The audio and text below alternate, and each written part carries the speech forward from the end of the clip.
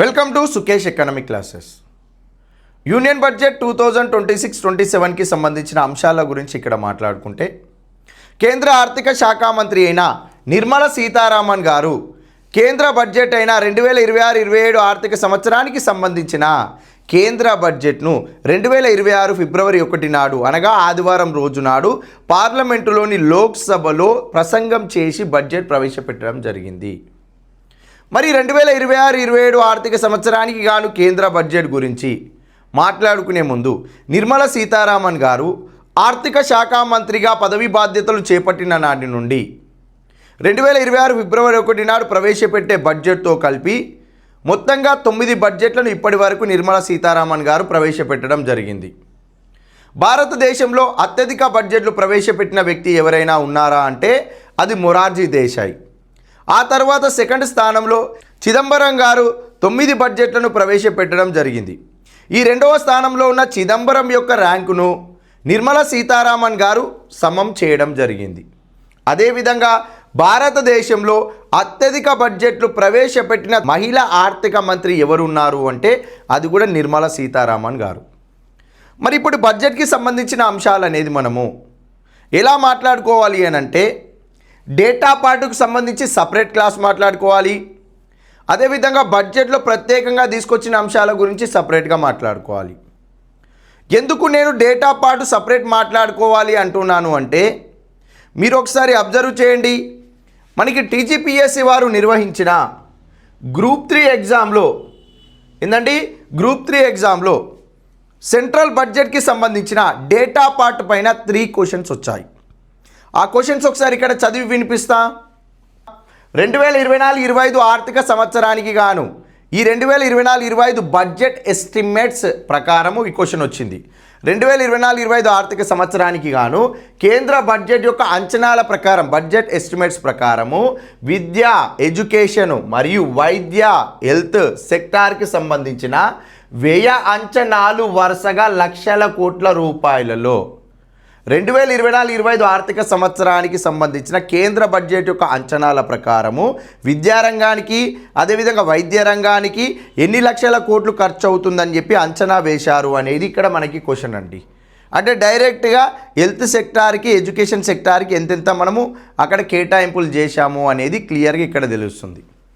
అదేవిధంగా second question చూస్తే 2024-25 మధ్యంతర బడ్జెట్ 2024-25 మధ్యంతర బడ్జెట్లో, అది కూడా కేంద్ర మధ్యంతర బడ్జెట్ తాత్కాలిక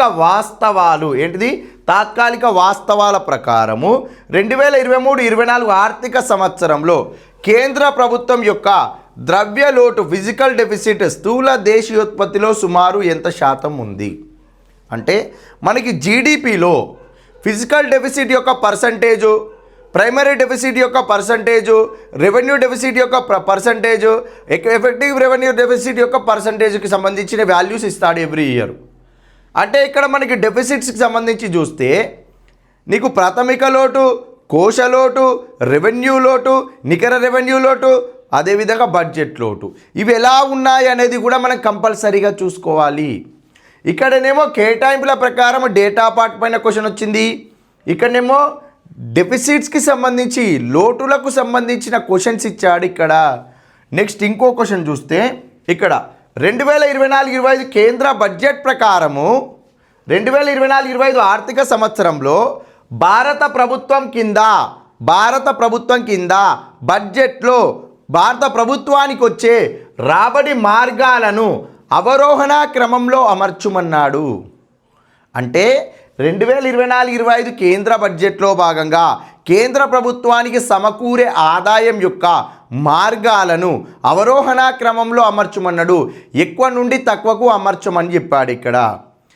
ఇక్కడ ఏమేమి ఇచ్చాడు? ఇన్కమ్ ట్యాక్స్ ఇచ్చాడు, కార్పొరేషన్ ట్యాక్స్ ఇచ్చాడు, సెంట్రల్ ఎక్సైజ్ డ్యూటీస్ ఇచ్చాడు, అదేవిధంగా market borrowing and other liabilities కూడా ఇచ్చారు.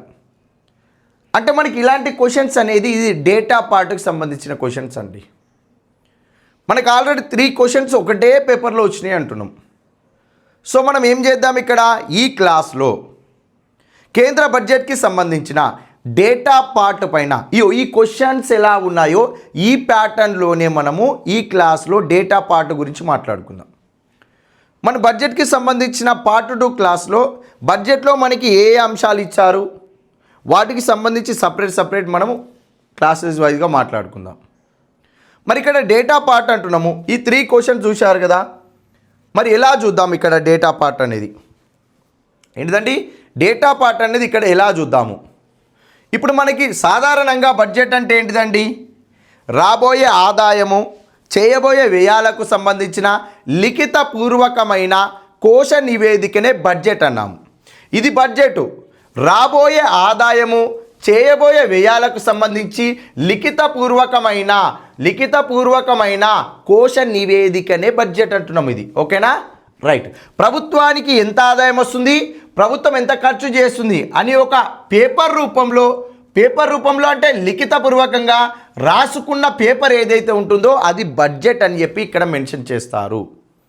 మరి ఈ బడ్జెట్లో మనకి కేంద్ర ప్రభుత్వానికి సమకూరే ఆదాయ మార్గాల యొక్క రాబడి వరుస క్రమము, అవరోహణ క్రమంలో గుర్తించండి అన్నాడు ఇందాక క్వశ్చన్లో. మరి కేంద్ర ప్రభుత్వానికి రాబడి ఎలా వస్తుందండి? ఇలా రాబడి వస్తుంది. ఇదంతా కూడా మొత్తం రాబడి, ఇదంతా కూడా మొత్తం ఎక్స్పెండిచరు.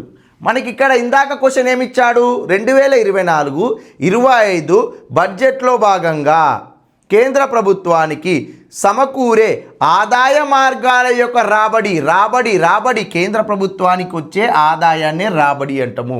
ఇలా కేంద్ర ప్రభుత్వానికి వచ్చే రాబడి యొక్క అవరోహణ క్రమాన్ని అమర్చండి అన్నాడు. అంటే ఏంటిదంటే ఇక్కడ కేంద్ర ప్రభుత్వానికి ఆదాయం ఎలా వస్తుందండి? ఇక్కడ మనకి టోటల్ రిసిట్స్ ఉంటాయి. ఆ టోటల్ రిసిట్స్లో మనకి ఎంత ఉంటుంది? ఇక్కడ రెవెన్యూ రిసిట్స్ ఉంటాయి, క్యాపిటల్ రిసిట్స్ ఉంటాయి. రెవెన్యూ రిసిట్స్ అంటే రెవెన్యూ రాబడులు, మూలధన రాబడులు. ఇలా రెవెన్యూ రాబడులు, మూలధన రాబడుల మొత్తం కలిపితే మనకు వచ్చేది మొత్తం ఆదాయము. అంటే మన క్వశ్చన్ ఏంటిది ఇక్కడ?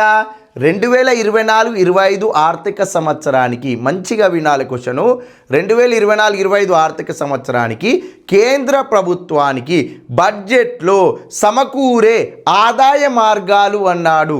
అంటే కేంద్ర ప్రభుత్వానికి ఇక్కడ మార్గాలు ఏంటిది? రాబడి ఏంటిది? రెవెన్యూ రాబడి, క్యాపిటల్ రాబడి. ఈ రెండిటి ద్వారా వచ్చే రాబడి యొక్క మార్గాలలో ఏది ఎక్కువగా ఉంటే అది మొదటి ప్లేస్లో, ఏది తక్కువగా ఉంటే అది సెకండ్ ప్లేస్లో, ఆ తర్వాత తక్కువ ఉంది థర్డ్ ప్లేస్లో. ఇలా చూడాలి మనం. సపరేట్ రెవెన్యూ రాబడులు, మూలధన రాబడులు అని క్వశ్చన్లో ఇయ్యలే. మొత్తం రాబడులకు సంబంధించి ఈ రెండింటి ద్వారా వచ్చిన రాబడుల్లో అవరోహణ క్రమాన్ని అమర్చండి అనేది మనకి ఇక్కడ క్వశ్చన్ అండి. మరి ఇక్కడ చూద్దాము. మనకి కేంద్ర ప్రభుత్వానికి మొత్తం రాబడి ఇలా వస్తుంది కదా, ఇది రెవెన్యూ రాబడులు, మూలధన రాబడులు. ఈ రాబడుల చార్ట్ ఇక్కడ మనకి క్లియర్గా ఇచ్చాడు. ఏ మార్గాల ద్వారా ప్రభుత్వానికి ఆదాయం వస్తుందో ఇక్కడ మనం ఐడెంటిఫై చేసుకుందాం. ఓకేనా? రైట్. ఇప్పుడు ఇక్కడ చూడండి, రూపీ కమ్స్ ఫ్రమ్ ఏంటంటుడు? రూపీ కమ్స్ ఫ్రమ్ కేంద్ర ప్రభుత్వానికి బడ్జెట్లో ఆదాయం ఎలా వస్తుంది?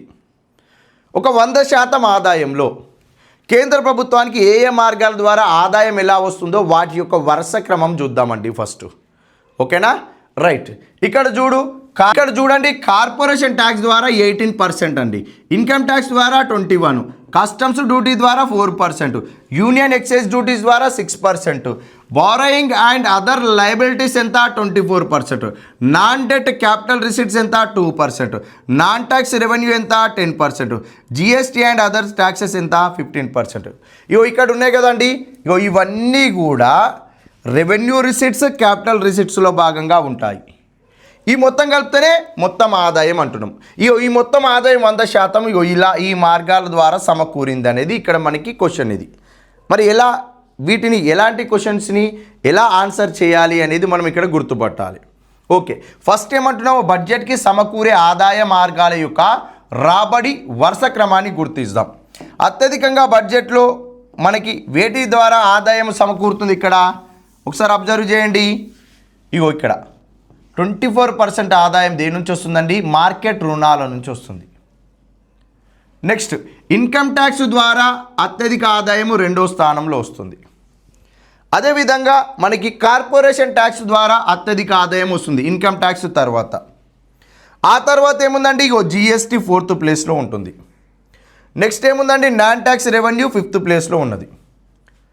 ఇలా చూసుకుంటూ వస్తే మనకి 2026-27 కేంద్ర ప్రభుత్వ బడ్జెట్కి సమకూరే ఆదాయ మార్గాల యొక్క రాబడి వరుస క్రమాన్ని గుర్తించండి అనే క్వశ్చన్ వస్తే ఈ రాబడి వరుస క్రమాన్నే మనము అవరోహణ క్రమంలో అమర్చండి అన్నాము, డిసెండింగ్ ఆర్డర్లో అమర్చండి అన్నాము, ఎగువ నుండి దిగువకు అమర్చాలి. అత్యధిక ఆదాయము మార్కెట్ రుణాల నుంచి వస్తుంది కాబట్టి మొదటి ప్లేస్లో ఉంటుంది. ఇన్కమ్ ట్యాక్స్ ద్వారా సెకండ్ ఆదాయం వస్తుంది కాబట్టి రెండో స్థానంలో ఉంటుంది. కార్పొరేషన్ ట్యాక్స్ ద్వారా అత్యధిక ఆదాయం వస్తుంది కాబట్టి అది మూడో ప్లేస్లో ఉంటుంది. తర్వాత జిఎస్టీ అండ్ అదర్ ట్యాక్సెస్ ద్వారా అధిక ఆదాయం వస్తుంది కాబట్టి అది ఫోర్త్ ప్లేస్లో ఉంటుంది. దీని తర్వాత అధిక ఆదాయం నాన్ ట్యాక్స్ రెవెన్యూ ద్వారా వస్తుంది కాబట్టి అది ఫిఫ్త్ ప్లేస్లో ఉంటుంది. అసెండింగ్ ఆర్డర్, డిసెండింగ్ ఆర్డర్ మనం గుర్తుపట్టడం వస్తుందండి. డిసెండింగ్ ఆర్డర్ తెలిసిందంటే నీకు దీని రివర్స్ రాసుకుంటే అసెండింగ్ ఆర్డర్ వస్తుంది. ఓకేనా, రైట్. ఇప్పుడు ఇంకొక క్వశ్చన్ ఏంటిదంటే, ఇప్పుడు మనకి టీజీపీఎస్సీ వాళ్ళేమో డిసెండింగ్ ఆర్డర్లో మనం అమర్చండి అన్నారు. Okay, right. ఏమన్నాడు అక్కడ? మొత్తం బడ్జెట్కి సమకూరే ఆదాయ మార్గాల యొక్క రాబడి వరుస క్రమాన్ని గుర్తించమన్నాడు. ఇప్పుడు మనం కొంచెం డిఫరెంట్ వేలో ఆలోచిద్దామండి. కేంద్ర ప్రభుత్వానికి 2026-27లో బడ్జెట్లో భాగంగా రాబడి మార్గాలలో సమకూరే ఆదాయ మార్గాలలో పన్నుల ద్వారా సమకూరే ఆదాయ మార్గాల యొక్క వరుస క్రమాన్ని గుర్తించండి అంటే, మళ్ళీ చెప్తున్నా, 2026-27 కేంద్ర ప్రభుత్వ బడ్జెట్లో భాగంగా ప్రభుత్వానికి సమకూరే ఆదాయాలలో పన్నుల ద్వారా సమకూరే ఆదాయ మార్గాల యొక్క వరుస క్రమాన్ని గుర్తించండి. ట్యాక్సెస్ అంటున్న పన్నుల ద్వారా వచ్చే రాబడి మార్గాలను గుర్తించండి అన్నాం ఇక్కడ. ఓకేనా, రైట్. ఇప్పుడు ఇక్కడ చూడండి, కేంద్ర ప్రభుత్వ బడ్జెట్కి సమకూరే ఆదాయ మార్గాలు ఇవి. ఇందులో నేనేమంటున్న క్వశ్చను పన్నుల ద్వారా సమకూరే ఆదాయ మార్గాలను గుర్తించమన్నా. ఇక్కడ పన్నులు ఏమేమి ఉన్నాయండి? ఇగో కార్పొరేషన్ ట్యాక్స్ పన్నే, ఇన్కమ్ ట్యాక్స్ కూడా పన్నే, కస్టమ్స్ కూడా ట్యాక్సే, ఎక్సైజ్ డ్యూటీస్ కూడా పన్నే, జిఎస్టీ కూడా పన్నే. ఓకేనా, రైట్. ఇక్కడ borrowing and other liabilities market రుణాలు అండి. ఇవి మార్కెట్ రుణాలు పన్నుల్లో భాగం కాదు కాబట్టి వీటిని తీసుకోవద్దు. నాన్ డెట్ క్యాపిటల్ రిసిట్స్ రుణేతర మూలధన రాబడులు అంటారు. రుణేతర మూలధన రాబడులు అంటే ఏంటిది అని అంటే, ఇక్కడ మనకి ఏదైతే క్యాపిటల్ రిసిట్స్ ఉన్నాయో ఇగో ఈ క్యాపిటల్ రిసిట్స్లో వస్తాయండి. ఇవి ఏంటిది? క్యాపిటల్ రిసిప్ట్లో వస్తాయి. ఈ క్యాపిటల్ రిసిప్ట్స్లో ఫస్ట్ ఏమొస్తుంది? ఇగో market borrowing and other liabilities ఈ 24% ఈ క్యాపిటల్ రిసిప్ట్స్లో భాగంగానే వస్తున్నాయి. అదేవిధంగా నాన్ డెట్ క్యాపిటల్ రిసిప్ట్స్ కూడా ఏంటిది? నాన్ డెట్ క్యాపిటల్ రిసిప్ట్స్ కూడా మనకి దేనిలో భాగంగా వస్తాయి? క్యాపిటల్ రిసిప్ట్స్లో భాగంగానే వస్తాయి, అనగా మూలధన రాబడుల్లో భాగంగా వస్తాయి. నాన్ డెట్ అంటున్నాము. రుణేతర మూలధన రాబడులు అంటే ఏంటిదంటే, ప్రభుత్వానికి సంబంధించిన ల్యాండ్, భూమి ఉంటుంది చూడండి, ఆ భూమిని అమ్ముకోవడము, లేదా ప్రభుత్వానికి సంబంధించిన ప్రభుత్వ రంగ సంస్థల్లో షేర్లను, వాటాలను డిస్ఇన్వెస్ట్మెంట్, పెట్టుబడులు ఉపసంహరణ చేయడము, ఆ మార్గాల ద్వారా వచ్చిన ఆదాయాలను మనం ఇక్కడ నాన్ డెట్ క్యాపిటల్ రిసిప్ట్స్లో భాగంగా, రుణేతర మూలధన రాబడుల్లో భాగంగా లెక్కిస్తాము. ఓకేనా, రైట్. కాబట్టి ఇది ట్యాక్స్ కాదు. Next non tax revenues, direct అంటున్నాడు. నాన్ ట్యాక్స్ రెవెన్యూస్ పన్నేతర రాబడులు, పన్నేతర రాబడులు. ఓకేనా, రైట్. ఆ పన్నేతర రాబడులు ఎక్కడ రాస్తామంటే ఇగో ఈ రెవెన్యూ రిసిప్ట్స్లోనే రాసుకోవాలి. ఇక్కడ ఏముంటుందండి? రెవెన్యూ రిసిప్ట్స్లో tax revenue, non tax revenue ఉంటుంది. ఏంటిది? Tax revenue, non tax revenue ఉంటుంది. ఇగో ఇక్కడ ట్యాక్స్ రెవెన్యూ దగ్గర మనకి డైరెక్ట్ ట్యాక్సెస్ ఉంటాయి, అదేవిధంగా ఇండైరెక్ట్ ట్యాక్సెస్ ఉంటాయి. ఏంటిది? డైరెక్ట్ ట్యాక్సెస్ ఉంటాయి, అదేవిధంగా ఇండైరెక్ట్ ట్యాక్సెస్ కూడా ఉంటాయి. మనకి ఇక్కడ క్యాపిటల్ రిసిప్ట్స్ అంటే, మూలధన రాబడులు అంటే గత ఆర్థిక సంవత్సరం యొక్క లావాదేవీతో సంబంధం ఉండి, భవిష్యత్తు ఆర్థిక సంవత్సరం యొక్క లావాదేవీతో సంబంధం ఉండి కానీ ప్రస్తుత ఆర్థిక సంవత్సరంలో ప్రభుత్వానికి వచ్చే ఆదాయము, రాబడినే మూలధన రాబడి అంటారు. గత ఆర్థిక సంవత్సరం యొక్క లావాదేవీతో సంబంధం ఉండి కానీ, లేదా భవిష్యత్తు ఆర్థిక సంవత్సరం యొక్క లావాదేవీతో సంబంధం ఉండి ప్రస్తుత ఆర్థిక సంవత్సరంలో ప్రభుత్వానికి సమకూరే ఆదాయాన్ని ఇక్కడ ఏమని పిలుస్తారు అని అంటే మూలధన రాబడి అంటారు. రుణాలు ఉన్నాయండి, రుణాలు తీసుకుంటున్నాము, భవిష్యత్తులో మళ్ళీ తిరిగి చెల్లించాలి. ప్రస్తుతం వస్తుంది కానీ భవిష్యత్తు ఆర్థిక సంవత్సర లావాదేవీతో సంబంధం ఉంటుంది. అదేవిధంగా మనం ఇక్కడ ఇంకోటి ఏం మాట్లాడుతున్నాం, నాన్ డెట్ క్యాపిటల్ రిసీట్స్ అంటున్నాము. డిస్ఇన్వెస్ట్మెంట్ అన్నాను. ఇక్కడ గతంలో ప్రభుత్వ రంగ సంస్థ, అక్కడ డబ్బులు కట్టే ఆ సంస్థని ఎస్టాబ్లిష్ చేశాము. గతంలో ప్రభుత్వ రంగ సంస్థ అంటే లావాదేవీ సంబంధం ఉంటుంది. ప్రస్తుత ఆర్థిక సంవత్సరంలో అందులోని షేర్స్ని ఏం చేస్తున్నాము, డిస్ఇన్వెస్ట్మెంట్, విక్రయిస్తున్నాము. లాభాలు వస్తున్నాయి, డబ్బులు వస్తున్నాయి. గతంలో ఆర్థిక లావాదేవీతో సంబంధం ఉంది, ప్రస్తుతం విక్రయించడం వల్ల డబ్బులు వస్తున్నాయి. కాబట్టి అది కూడా మనకి ఇక్కడ క్యాపిటల్ రిసీట్స్ మూలధన రాబడుల్లో రాసేస్తాం. ఓకేనా, రైట్. ఇప్పుడు మన క్వశ్చన్ ఏంటిదండి, 2026-27 కేంద్ర ప్రభుత్వానికి సమకూరే ఆదాయ మార్గాలలో పన్నుల ద్వారా సమకూరే ఆదాయ మార్గాల యొక్క వరుస క్రమాన్ని గుర్తించండి అన్నాం.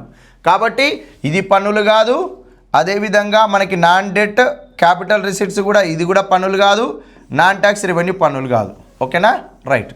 ఇప్పుడు చూడిగా ఇందులో మనకి హైయెస్ట్ ఏమున్నది, పన్నుల ద్వారా సమకూరే ఆదాయ మార్గాల యొక్క రాబడి వరుస క్రమము అంటున్నాం కదా. ఇక్కడ చూడు, ఫస్ట్ ఇన్కమ్ ట్యాక్స్ వస్తుంది, సెకండ్ ఏమొస్తుంది, కార్పొరేషన్ ట్యాక్స్ వస్తుంది, థర్డ్ ఏమొస్తుంది, ఇక్కడ ఇగో జిఎస్టీ వస్తుంది, ఫోర్త్ ఏమొస్తుంది, ఎక్సైజ్ సుంకం, కేంద్ర ఉత్పత్తి సుంకం వస్తుంది, ఫిఫ్త్ ఏమొస్తుందండి, కస్టమ్స్, ఎగుమతి దిగుమతుల సుంకం వస్తుంది. ఓకేనా, రైట్.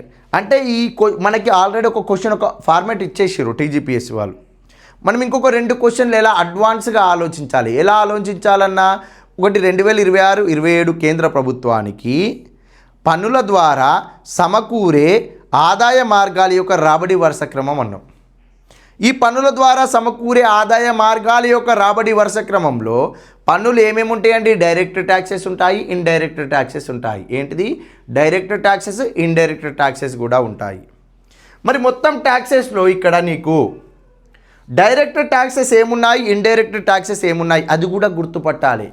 ఎలా అడుగుతాడు క్వశ్చన్ అంటే, 2026-27 ఆర్థిక సంవత్సరానికి గాను కేంద్ర బడ్జెట్కి సమకూరే ఆదాయ మార్గాలలో పన్నుల ద్వారా సమకూరే ఆదాయ మార్గాలలో ప్రత్యక్ష పన్నుల ద్వారా అత్యధిక ఆదాయం వస్తుందా, పరోక్ష పన్నుల ద్వారా అత్యధిక ఆదాయం వస్తుందా అనే క్వశ్చన్ వస్తుందండి.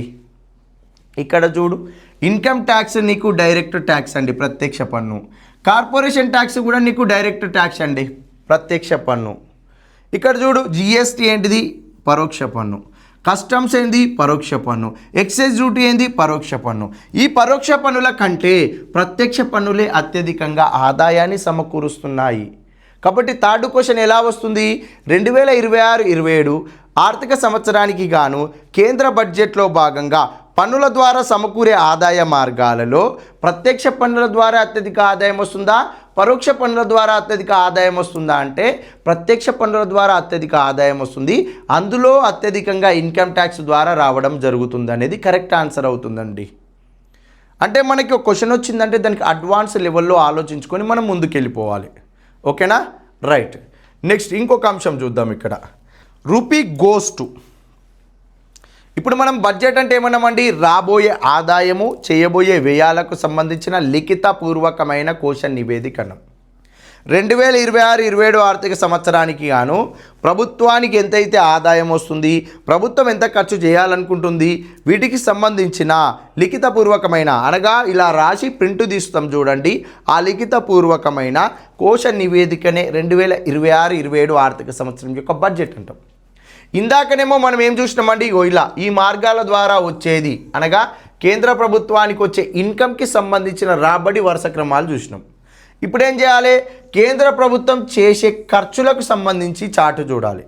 ఏంటిది, కేంద్ర ప్రభుత్వం వేటి పైన ఎంతెంత ఖర్చు చేస్తుంది అనేది ఇక్కడ ఉంది. కేంద్ర ప్రభుత్వానికి వచ్చే ఆదాయము, కేంద్ర ప్రభుత్వం చేసే వ్యయాలకు సంబంధించిన లిఖితపూర్వకమైన కోశ నివేదిక అంటున్నాం.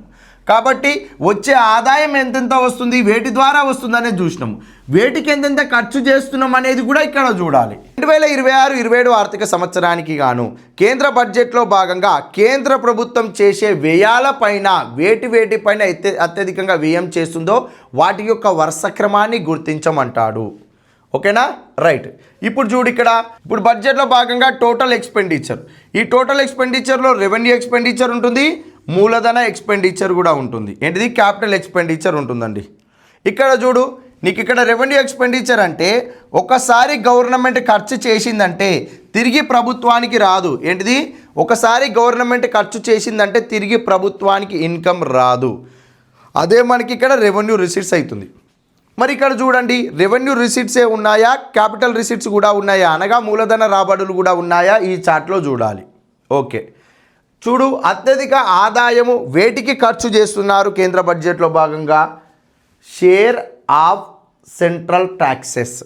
స్టేట్స్కి షేర్ ఆఫ్ ట్యాక్సెస్, సెంట్రల్కి సంబంధించిన పన్నుల్లో రాష్ట్రాల యొక్క వాటాకి మనకి 22% వెళ్ళిపోతుందండి. ఏంది? 22% వెళ్ళిపోతుంది. ఓకేనా? 100%లో 22% మనకి ట్యాక్స్, సెంట్రల్ ట్యాక్సెస్ని స్టేట్స్కి మనం డిస్ట్రిబ్యూట్ చేస్తున్నాం. ఇప్పుడు నెక్స్ట్ ఏముందండి? అత్యధికంగా వేటికి ఖర్చు చేస్తున్నారు ఇక్కడ? డిఫెన్స్ సెక్టార్కా, సెంట్రల్ సెక్టార్ స్కీమ్కా, లేదా ఇంట్రెస్ట్ పేమెంట్సా? ఇవి ఇక్కడ ఇచ్చాడు చూడండి, ఇంట్రెస్ట్ పేమెంట్ వడ్డీ చెల్లింపులకు 20% వెళ్ళిపోతుంది. ఓకేనా? Right. Next central sector scheme 17% అండి. ఏంటిది? సెంట్రల్ సెక్టార్ స్కీమ్ ఎంత? 17%. అదేవిధంగా ఆ తర్వాత డిఫెన్స్ సెక్టార్కి 11% ఇచ్చాడు. ఆ తర్వాత నెక్స్ట్ ఏంది? అదర్ ఎక్స్పెండిచర్స్ కోసం, తర్వాత మేజర్ సబ్సిడీస్. మరి ఇందులో మనము ఖర్చు ఎక్స్పెండిచర్ అంటున్నాము, రెవెన్యూ ఎక్స్పెండిచర్, క్యాపిటల్ ఎక్స్పెండిచర్ రెండు ఉన్నాయి అన్నాం కదా. ఇక్కడ చూడు, స్టేట్స్ షేర్ ఆఫ్ ట్యాక్సెస్ మనకి ఇక్కడ రెవెన్యూ ఎక్స్పెండిచర్లో భాగంగా ఉంటుందండి. ఏంటిది? రెవెన్యూ ఎక్స్పెండిచర్లో భాగంగా ఉంటుంది. రెవెన్యూ ఎక్స్పెండిచర్ అంటే ఏంటిదంటే, గవర్నమెంట్ ఒకసారి ఎక్స్పెండిచర్ చేస్తే తిరిగి రిటర్న్లో గవర్నమెంట్కి ఎలాంటి ఇన్కమ్ రాదు, ఎలాంటి అసెట్స్ క్రియేట్ చేయవు. వాటినే రెవెన్యూ ఎక్స్పెండిచర్లో భాగంగా మనం ఖర్చు చేస్తాము. అంటే రెవెన్యూ ఎక్స్పెండిచర్లో భాగంగా నువ్వు వన్స్ ఖర్చు చేస్తే, రెవెన్యూ వ్యయంలో భాగంగా నువ్వు వ్యయం చేస్తే కేంద్ర ప్రభుత్వానికి తిరిగి ఆదాయము రాదు, కేంద్ర ప్రభుత్వం యొక్క ఆస్తులను క్రియేట్ చేయదు. ఒకసారి వదిలేసి నువ్వు ఆ ఖర్చు చేశావు అంటే మళ్ళీ రిటర్న్ రాదు. దానినే రెవెన్యూ వ్యయంలో భాగంగా అంటారు. కేంద్ర పన్నుల్లో రాష్ట్రాలకు వాటాలు ఇచ్చిన తర్వాత తిరిగి మళ్ళీ డబ్బు రాదు. అది ఎక్కడ ఉంటుంది? రెవెన్యూ వ్యయంలో భాగంగా ఉంటుంది. ఇంకా మనకి వడ్డీ చెల్లింపులు, ఇంట్రెస్ట్ పేమెంట్స్, వడ్డీ చెల్లింపులు. గతంలో ప్రభుత్వం తీసుకున్న అప్పులకు గాను ప్రస్తుత ఆర్థిక సంవత్సరంలో వడ్డీలు కట్టాలి. ఆ వడ్డీలు అనేది వన్స్ ఇచ్చేసినామంటే తిరిగి ప్రభుత్వానికి మళ్ళీ రాదు. ఏంటిది? ఆస్తిని క్రియేట్ కూడా చేయదు. దాన్ని కూడా ఎక్కడ రాయాలి మనము? ఇక్కడ రాయాలి. ఏంటిది? రెవెన్యూ ఎక్స్పెండిచర్లో భాగంగా రాయాలి. అదేవిధంగా మనకి సెంట్రల్ సెక్టార్ స్కీమ్స్, కేంద్ర ప్రభుత్వ రంగం యొక్క పథకాలు ఉంటాయి. ఆ పథకాలు కూడా మనం వెల్ఫేర్ కోసం ఇస్తాము. ఒకసారి పథకాల మీద మనం బడ్జెట్లో డబ్బులు పెట్టామంటే తిరిగి డబ్బులు రావు. అది కూడా రెవెన్యూ రిసీట్స్లో భాగంగానే ఇచ్చేస్తాము. నెక్స్ట్ డిఫెన్స్ సెక్టార్ అంటున్నాము, రక్షణ రంగానికి చేసేవేం. సాధారణ సమయంలో, నార్మల్ సమయంలో మనకి డిఫెన్స్ సెక్టార్కి డబ్బులు ఖర్చు పెడితే అది ఎక్కడ పోతుందండి? రెవెన్యూ ఎక్స్పెండిచర్లో భాగంగా పోతుంది. ఎప్పుడైనా యుద్ధ సమయంలో వార్ వచ్చినప్పుడు ఒకవేళ డిఫెన్స్ సెక్టార్కి ఇమీడియట్గా మనం ఫండ్స్ అలొకేట్ చేస్తే అది మనకి క్యాపిటల్ ఎక్స్పెండిచర్లో వెళ్తుంది. కానీ నార్మల్గా డిఫెన్స్ సెక్టార్కి ఎక్కడ ఉంటుంది? రెవెన్యూ ఎక్స్పెండిచర్లో భాగంగానే ఇస్తాం. అదేవిధంగా మనకి సెంట్రల్ స్పాన్సర్డ్ స్కీమ్స్ ఉన్నాయి. కేంద్ర ప్రభుత్వమే స్పాన్సర్ చేసే స్కీమ్స్, వాటికి ఒక 8%. ఇది కూడా వెల్ఫేర్ కాబట్టి నీకు రెవెన్యూ ఎక్స్పెండిచర్లో భాగంగానే వెళ్ళిపోతుంది. నెక్స్ట్ అదేవిధంగా వీటితో పాటు finance commission and other transfer, అంటే మనకి ఆర్థిక సంఘము రాష్ట్రాలకు గ్రాంట్లను ఇవ్వమంటుంది. ఆ గ్రాంట్లకు సంబంధించి ఎంత? ఒక 7% ట్రాన్స్ఫర్ చేయాలి.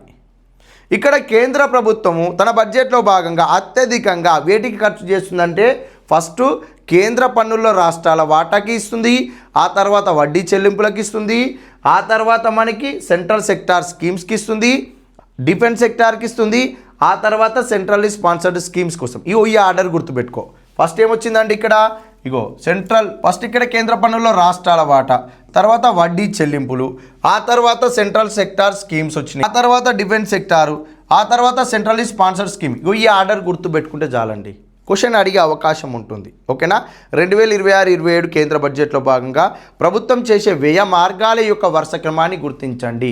ఫస్ట్ కేంద్ర పన్నుల్లో రాష్ట్రాల వాటా, అదేవిధంగా ఇంట్రెస్ట్ పేమెంట్స్, వడ్డీ చెల్లింపులు, ఇక్కడ మనకి central sector schemes, defence sector, centrally sponsored schemes.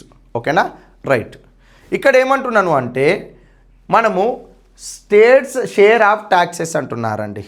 కేంద్ర పన్నుల్లో రాష్ట్రాల వాటా. మరి కేంద్ర పన్నుల్లో రాష్ట్రాలకు వాటా ఎలా ఇస్తారు, ఎవరు ఇస్తారు అని అంటే, మనకి కేంద్ర ప్రభుత్వం విధించే పన్నులు 5 రకాలు ఉంటాయి. అందులో ఒక రకమైన పన్ను ఏంటిదంటే కేంద్ర ప్రభుత్వమే పన్ను విధిస్తుంది, కేంద్ర ప్రభుత్వమే పన్ను వసూలు చేస్తుంది. ఈ వచ్చిన రాబడి ఉంటుంది చూడండి, ఆ పన్నుల ద్వారా వచ్చిన అమౌంట్, ఈ అమౌంట్ను కేంద్రానికి కొంత పర్సెంట్, రాష్ట్రాలన్నిటికీ కలిపి కొంత పర్సెంట్ను విభజించాలి. ఏమంటున్నా, కేంద్ర ప్రభుత్వమే పన్నులు విధిస్తుంది, ఇన్కమ్ ట్యాక్స్, కార్పొరేషన్ ట్యాక్స్ లాంటివి ప్రభుత్వం విధిస్తుంది, ప్రభుత్వమే వసూలు చేస్తుంది. ఎవరు? కేంద్ర ప్రభుత్వము. వచ్చిన అమౌంట్ను కేంద్రానికి, సెంట్రల్కి పర్సంటేజ్, స్టేట్స్ అన్నిటికీ కలిపి కూడా ఒక పర్సంటేజ్ను డివైడ్ చేయాలి. మరి ఇలా ఎవరు చేస్తారు అంటే సెంట్రల్ ఫినాన్స్ కమిషన్ చేస్తుంది. కేంద్ర పన్నులు రాష్ట్రాల వాటా అప్పుడు కేంద్ర ప్రభుత్వం విధించిన పన్ను, వసూలు చేసిన పన్నులు ఏవైతే ఉన్నాయో వాటికి సంబంధించి అందులో కొన్ని రకాల పన్నుల్లో వచ్చిన ద్వారా ఆదాయము, ఆ ఆదాయాన్ని సెంట్రల్కి కొంచెము, స్టేట్స్కి కొంచెము డివైడ్ చేయాలి. డివైడ్ చేసేది ఎవరు? సెంట్రల్ ఫినాన్స్ కమిషన్ డివైడ్ చేస్తుంది. మరి సెంట్రల్ ఫినాన్స్ కమిషన్ కేంద్ర ఆర్థిక సంఘం ఏం చేస్తుందండి? ఇక్కడ క్లియర్గా కేంద్ర పన్నుల రాష్ట్రాల వాటాను నిర్ధారించేటప్పుడు ఇది సెంట్రల్ ఏంటిదండి?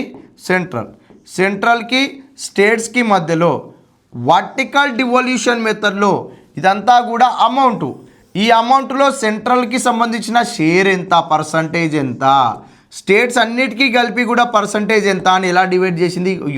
ఈ vertical devolution method, vertical distribution method అని కూడా అంటారు. ఈ వర్టికల్ డివల్యూషన్ మెథడ్లో కేంద్రానికి, రాష్ట్రాలకు వాటాలను విభజిస్తారు. మనకి 2026 ఫిబ్రవరి 1 నాడు ప్రవేశపెట్టిన కేంద్ర బడ్జెట్లో 16వ ఆర్థిక సంఘం యొక్క నివేదికను కూడా ప్రవేశపెట్టారు. నేను 16వ ఆర్థిక సంఘానికి సంబంధించిన నివేదిక పైన సపరేట్ వీడియో క్లియర్గా చెప్తాను. మరి ఈ 16వ ఆర్థిక సంఘం కూడా కేంద్ర పన్నుల్లో రాష్ట్రాల వాటాగా 41% కేటాయించడం జరిగిందండి. ఏంటిది? 41% కేటాయించడం జరిగింది రాష్ట్రాల వాటా. ఓకేనా? మరి ఇలా రాష్ట్రాల వాటా 41% కేటాయించిన తర్వాత ఈ 41% వాటా రాష్ట్రాలకు కేటాయించినాం కదా. మరి ఈ రాష్ట్రాలకు కేటాయిస్తే ఆ రాష్ట్రాలన్నిటికీ కూడా పంపకాలు చేయాలి కదా. ఈ స్టేట్స్కి పంపకాలు ఎలా చేస్తారు అంటే హారిజంటల్ డిస్ట్రిబ్యూషన్ మెథడ్లో. ఏంటిది? సెంట్రల్ ఫినాన్స్ కమిషన్, కేంద్ర ఆర్థిక సంఘము కొన్ని క్రైటీరియాస్ని సెలెక్ట్ చేసుకొని ఆ క్రైటీరియాస్ బేస్డ్గా హారిజంటల్ డిస్ట్రిబ్యూషన్ మెథడ్లో స్టేట్స్కి ఏం చేస్తుంది? ఈ 41%కి సంబంధించిన అమౌంట్ను రాష్ట్రాలకు పంచుతుంది. పంచేటప్పుడు ఏ మెథడ్ ఉపయోగించారు? హారిజంటల్ డిస్ట్రిబ్యూషన్ మెథడ్ని యూజ్ చేస్తున్నారు ఇక్కడ. ఓకేనా? రైట్, హారిజంటల్ డిస్ట్రిబ్యూషన్ మెథడ్ని యూజ్ చేస్తున్నారు. ఇలా హారిజంటల్ డిస్ట్రిబ్యూషన్ మెథడ్ ద్వారా ఈ 41% అమౌంట్ని ఎక్కడికి ఇవ్వాలి? స్టేట్స్కి ఇవ్వాలి. ఈ స్టేట్స్కి ఇచ్చే అమౌంట్ ఎంత అనేది ఇక్కడ క్లియర్గా చూపించిండు. ఎంత అండి? 22% ఇస్తున్నాడు. ఎంత? 22% ఇస్తున్నాడు. మనకి ఈ యొక్క కేంద్ర పన్నుల రాష్ట్రాల వాటా 16th ఫినాన్స్ కమిషన్కి సంబంధించిన డీటెయిల్డ్గా మనము ట్యాక్సెస్ అనే టాపిక్లో మాట్లాడుకుంటాం, అక్కడ క్లియర్గా ఉంటుంది. అదేవిధంగా 16th ఫినాన్స్ కమిషన్ యొక్క రిపోర్టు కూడా మనము యూట్యూబ్ ద్వారానే తెలియజేస్తాం కాబట్టి అక్కడ కూడా మనం దానికి సంబంధించిన ఎక్స్ప్లెనేషన్ మాట్లాడుకోవచ్చు. ఓకేనా? రైట్, నెక్స్ట్ ఇక్కడ చూడండి, 16th ఫినాన్స్ కమిషన్ సంబంధించిన అంశం ఒకటి ఉంది. ఏమిచ్చాడు?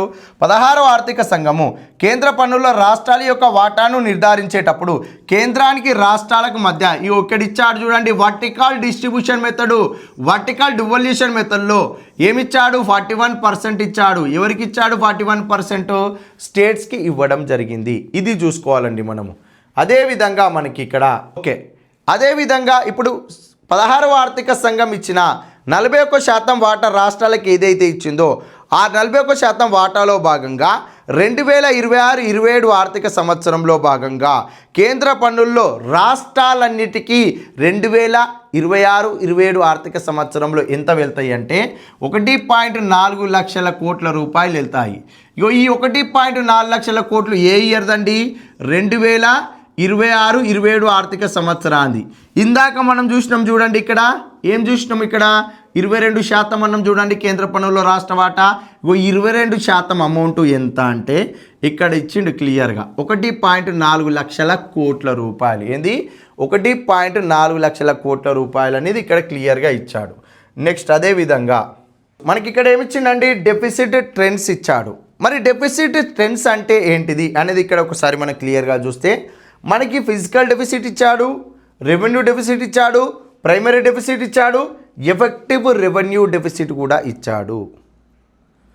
మరి ఇక్కడ ఫిజికల్ డెఫిసిట్ అంటే ఏంది, రెవెన్యూ డెఫిసిట్ అంటే ఏంది, ప్రైమరీ డెఫిసిట్ అంటే ఏంది, ఎఫెక్టివ్ రెవెన్యూ డెఫిసిట్ అంటే ఏందో ఫస్ట్ వాటి టర్మినాలజీ తెలిసిన తర్వాత వీటి గురించి మనం చూడాలి. ఎందుకంటున్నాను ఇక్కడ అనంటే మనం ఆల్రెడీ ఇక్కడ చూసినామండి, ఇక్కడ ఫస్ట్లోనే చూసినాం ఏమని, మనకి ఇక్కడ 2023-24 ఆర్థిక సంవత్సరంలో కేంద్ర ప్రభుత్వం యొక్క ద్రవ్యలోటు ఫిజికల్ డెఫిసిట్ ఇచ్చాడు. ఏంటిది, ఫిజికల్ డెఫిసిట్ గురించి క్వశ్చన్ వచ్చింది. ఇక్కడ ఈ చార్టులో మనకి అవే ఉన్నాయి, డెఫిసిట్స్ గురించి ఇచ్చాడు. ఇక్కడ డెఫిసిట్సే ఉన్నాయి.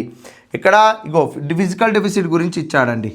ఏ ఇయర్లో 2023-24లో కేంద్ర ప్రభుత్వం యొక్క జీడిపిలో భాగంగా ఏమన్నాడు, కేంద్ర ప్రభుత్వం యొక్క జీడిపిలో భాగంగా మనకి ఫిజికల్ డెఫిసిట్ ఎంత అని ఇచ్చాడు. ఇగో ఈ మార్కుకు సంబంధించిందే మనకి క్వశ్చన్ వచ్చేది అక్కడ. మరి ప్రజెంట్ ఇయర్ ఏముందండి, 2026-27 బడ్జెట్ ఎస్టిమేట్స్ ప్రకారము, బడ్జెట్ అంచనాల ప్రకారము ఫిజికల్ డెఫిసిట్ ఎంత, రెవెన్యూ డెఫిసిట్ ఎంత, ప్రైమరీ డెఫిసిట్ ఎంత, ఎఫెక్టివ్ రెవెన్యూ డెఫిసిట్ ఎంత, వీటి గురించి మనము నెక్స్ట్ క్లాస్లో మాట్లాడుకుందాము. వీటికి సంబంధించిన టర్మినాలజీ, వాటితో పాటు మనకి బడ్జెట్ ఎస్టిమేట్స్ ప్రకారం ఎంత, రివైజ్డ్ చేస్తే ఎంత ఉంది, గత ఆర్థిక సంవత్సరంతో పోలిస్తే ప్రస్తుత ఆర్థిక సంవత్సరంలో ఈ లోటులు తగ్గాయా పెరిగాయా అనేది మనం చూద్దాము. బడ్జెట్కి సంబంధించిన క్లాసులన్నీ పార్ట్ 1 పార్ట్ 2 లాగా ఇలా వరుసగా మనకి యూట్యూబ్లో అప్లోడ్ చేయడం జరుగుతుంది. యూట్యూబ్లో ఈ వీడియో చూస్తున్న వాళ్ళు సబ్స్క్రైబ్ చేసుకోకపోతే సబ్స్క్రైబ్ చేసుకోండి. అదేవిధంగా ఈ క్లాస్ మీకు నచ్చితే ఎవరికైనా షేర్ కూడా చేసే ప్రయత్నం చేయండి. Thank you.